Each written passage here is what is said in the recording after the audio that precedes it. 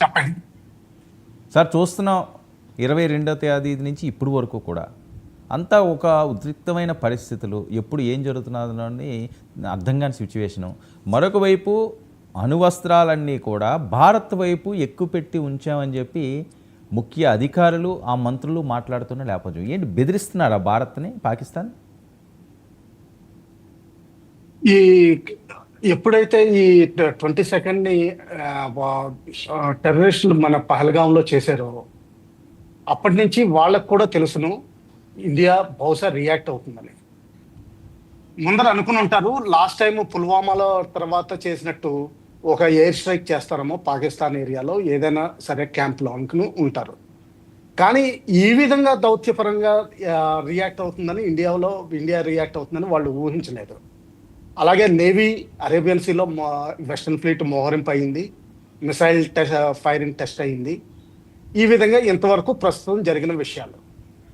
ఈ లోపల మన ఇంటర్నల్గా జమ్మూ కాశ్మీర్లో దాదాపు 1500 మందిని ఇంట్రాగేట్ చేయడం జరుగుతోంది వేరియస్ లింకేజెస్కి. అలాగే లింకేజెస్ ఎవరి అయితే ప్రూవ్ అయినాయో దాదాపు 150 మంది ఇంకా కాశ్మీర్ యూత్ పాకిస్తాన్లో కానీ పాకిస్తాన్ నుంచి వెనక్కి వచ్చి మన దేశంలోనే ఎవరికి తెలియకుండా దాక్కుని ఉండొచ్చు. వాళ్ళని పట్టుకోవడానికి టైం పడుతుంది.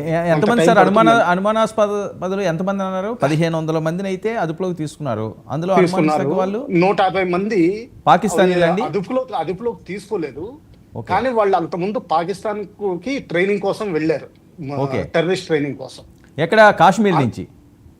కాశ్మీర్ నుంచి వెళ్ళిన వాళ్ళల్లో, అంటే లాస్ట్ 30-35 ఏళ్లలో వెళ్ళిన వాళ్ళల్లో అందులో ఇంకా 150 మంది ఉన్నారు.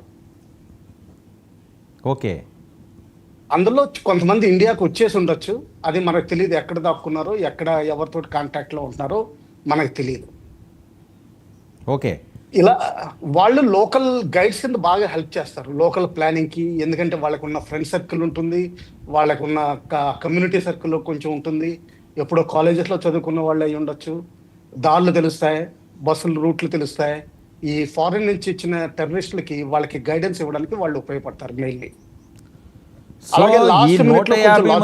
ఈ 150 మందిని ఎట్టి పరిస్థితుల్లో ఉన్నా సరే వీళ్ళు ట్రేస్ చేయాల్సిన అవసరం ఉంది. అందరినీ ట్రేస్ చేయలేకపోవచ్చు, ఎందుకంటే ఇంకా కొంతమంది పాకిస్తాన్ ఆక్రమిత కాశ్మీర్లోనే ఉండి ఉండొచ్చు, లాంచ్ ప్యాడ్స్లో, లేకపోతే పాకిస్తాన్లో ఉండి అక్కడి నుంచి గైడెన్స్ ఇస్తూ ఉండొచ్చు.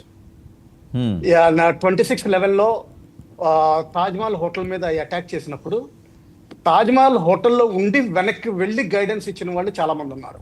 ఓకే. అటువంటి పరిస్థితులు కూడా ఉంటాయి. ఆ నెంబర్ జనరలీ అరౌండ్ 150 ఉన్నట్టు లెక్క, ఇంకా అంతకంటే ఎక్కువ లేరు. ఓకే.